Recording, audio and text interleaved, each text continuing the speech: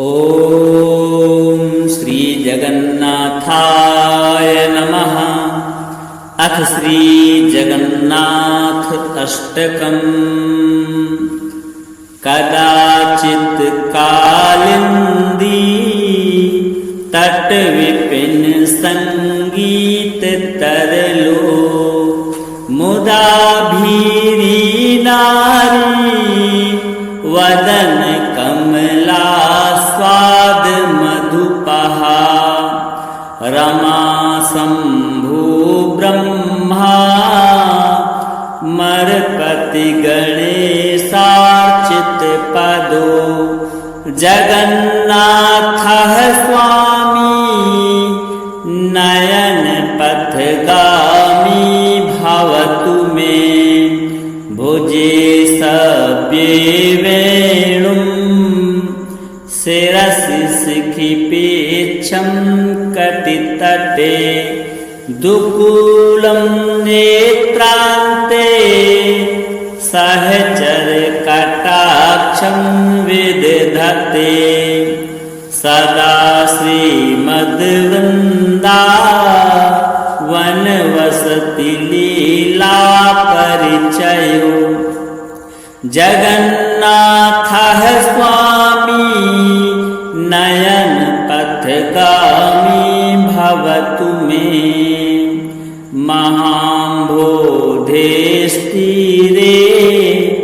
कनक रुचिरे नीलशिखरे, वसन् प्रासादान्तः सहज बलभद्रेण बलिना। सुभद्रा मध्यस्थः सकल सुर सेवावसरदो, जगन्नाथः स्वामी नयन पथगामी भवतु मे। कृपापारावारः सजल जलद श्रोणिरुचिरो,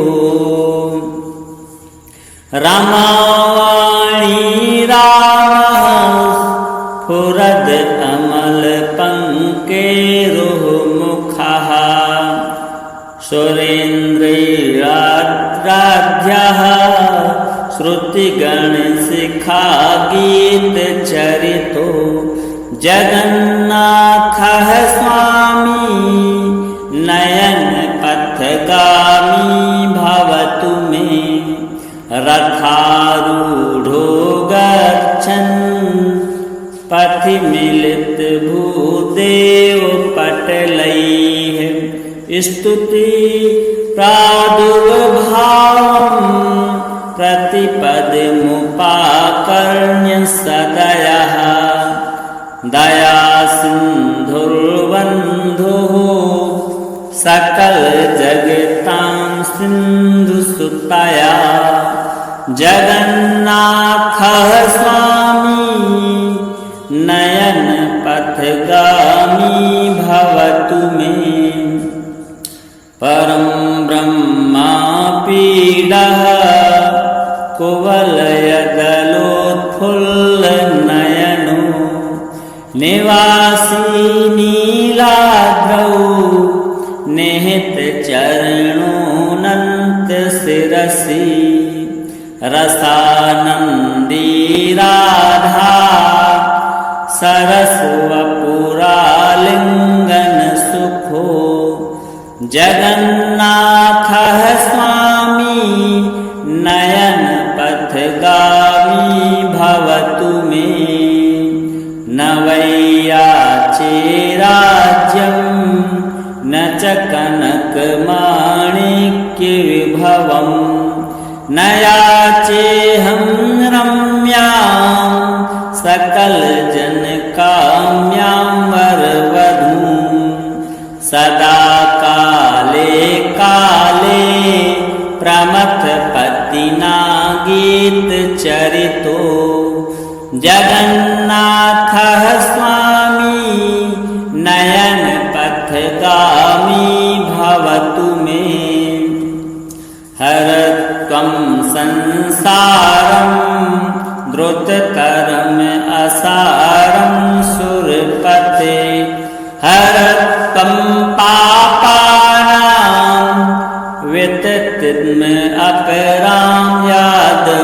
वपते अहो दीनेनाथे निहित चरणो निश्चितमिदं जगन्नाथः स्वामी नयन पथगामी भवतु मे।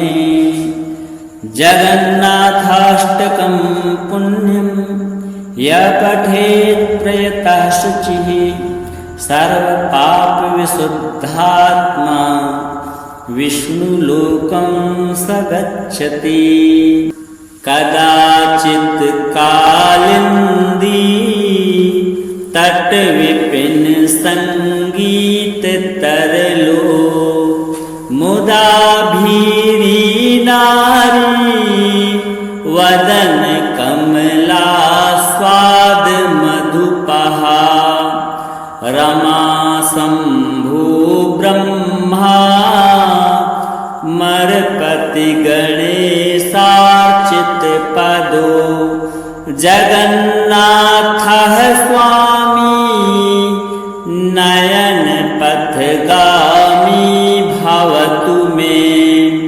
भुजे सव्ये वेणुं शिरसि शिखिपेच्छं कटितटे दुकूलं नेत्रान्ते सहचर कटाक्षं विदधते सदा श्रीमद्वृन्दा वनवसति लीला परिचयो जगन्नाथः स्वामी नयन पथगामी भवतु मे। महाम्भोधेस्तीरे कनकरुचिरे नीलशिखरे वसन् प्रासादान्तः सहज बलभद्रेण बलिना सुभद्रामध्यस्थः सकल सुरसेवावसरदो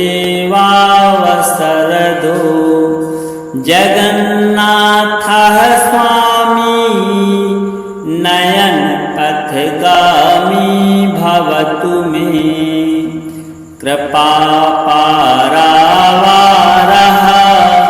सजल जलद श्रोणिरुचिरो रमावाणी रामः स्फुरद अमल पंकेरुमुखः सुरेन्द्रराध्याः श्रुतिगणशिखा गीतचरितो जगन्नाथः स्वामी नयन पथगामी भवतु मे। रथारूढ़ो गच्छन् पथि मिलित भूदेव पटलैः स्तुति प्रादुर्भावं प्रतिपदमुपाकर्ण्य सदयः दया सिन्धुर्बन्धुः सकल जगतां सिन्धुसुतया जगन्नाथः स्वामी नयन पथगामी भवतु मे।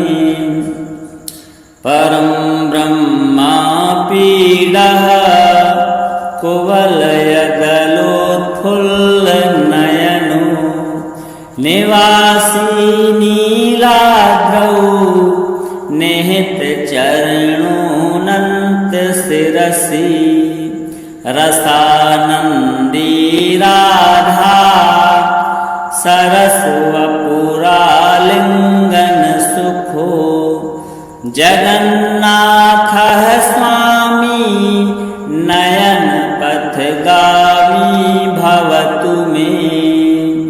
न वैयाचे राज्यं न च कनकमाणिक्यविभवं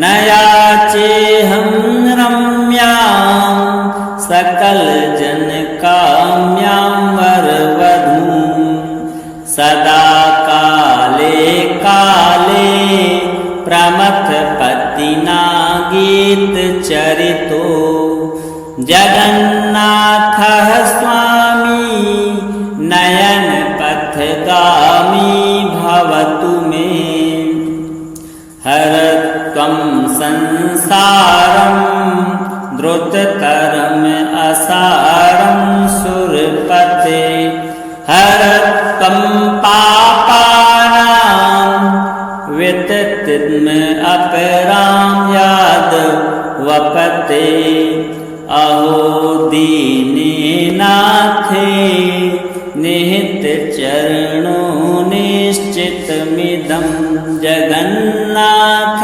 स्वामी नयन पथगामी भवतु मे जगन्नाथाष्टकं पुण्यं यः पठेत् प्रयतः शुचिः सर्वपापविशुद्धात्मा विष्णुलोकं स गच्छति कदाचित् कालिन्दी तटविपिन संगीत तरलो मुदा भीरी नारी वदन कमला स्वाद मधुपहा रमा शंभु ब्रह्मा मरपति गणेशार्चित पदो जगन्नाथ स्वामी नयन पथगामी भवतु मे भुजे सव्ये वेणुं शिरसि शिखिपेच्छं कटितटे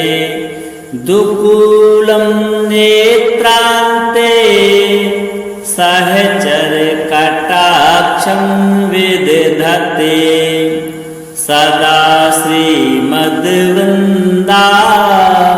वनवसति लीला परिचयो जगन्नाथ स्वामी नयन पथगामी भवतु मे महाम्भोधेस्तीरे कनकरुचिरे नीलशिखरे वसन् प्रासादान्तः सहज बलभद्रेण बलिना सुभद्रामध्यस्थः सकल सुर सेवावसरदो जगन्नाथ स्वामी नयन पथगामी भवतु मे कृपापारावारः सजल जलद श्रोणि रुचिरो रमावाणी रामः स्फुरद अमल पंकेरुमुखः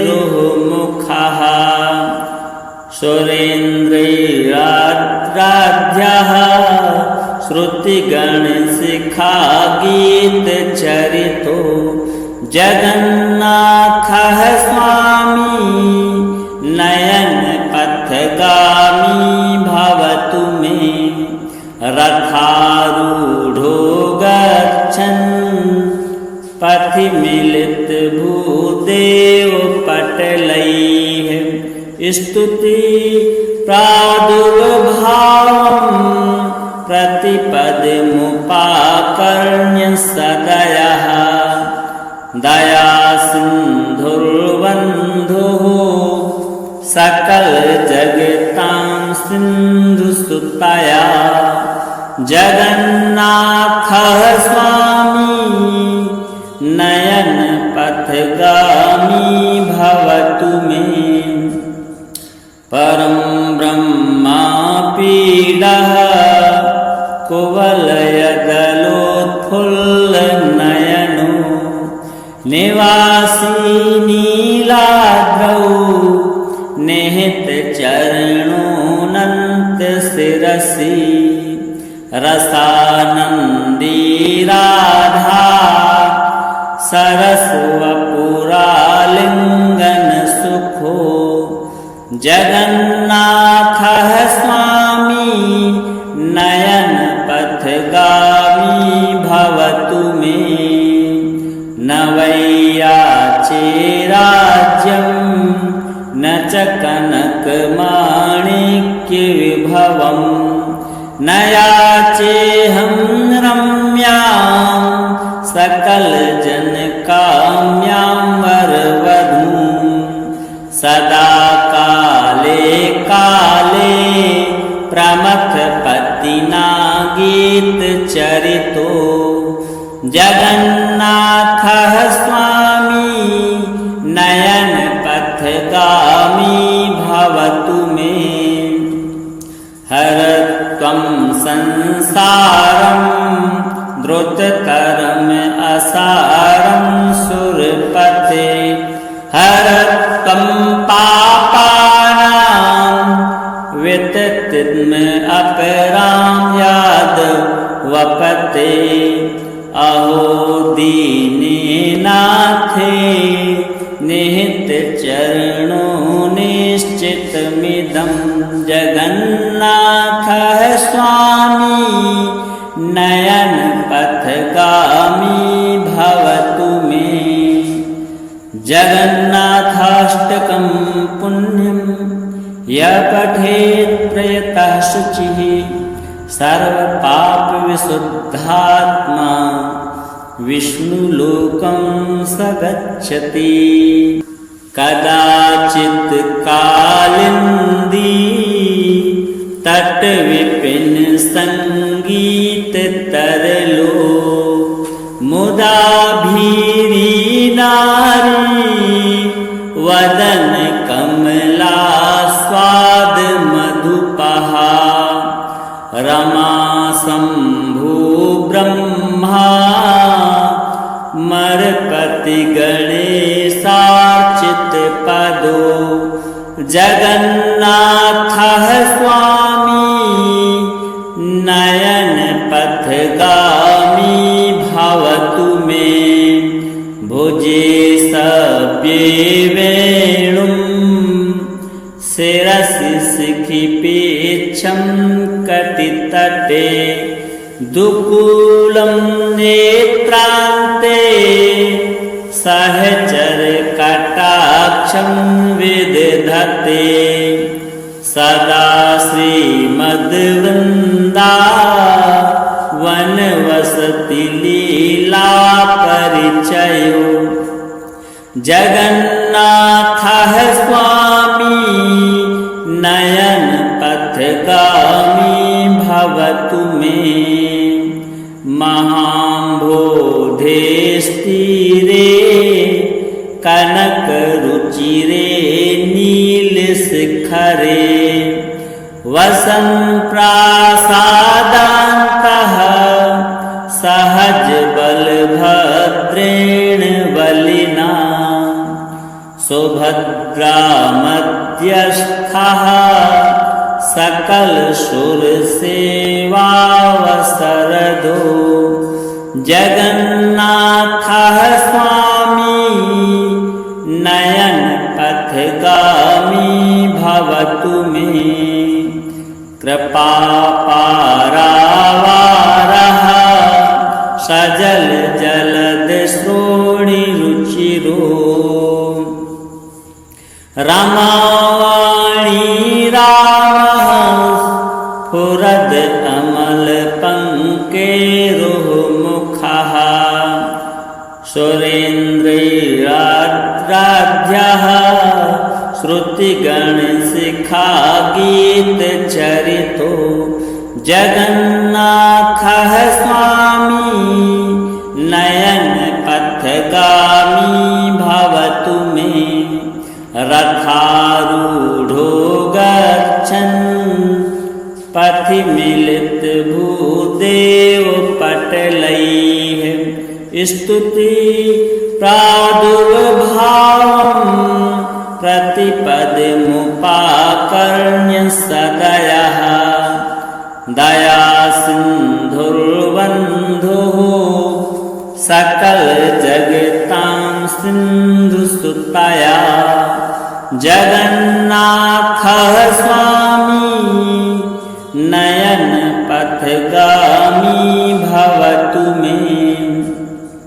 परं ब्रह्मा पीडः कुवलयदलोत्फुल्लनयनो निवासी नीलाद्रौ निहितचरणोऽनन्तशिरसि रसानन्दी राधा सरस्वपुरालिङ्गनसुखो जगन्नाथः स्वामी नयनपथगामी भवतु मे।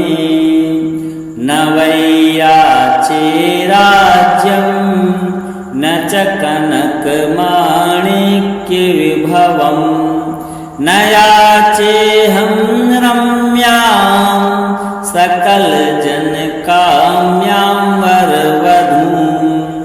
सदा काले काले प्रमथपतिना गीतचरितो जगन्नाथः स्वामी नयनपथगामी भवतु मे।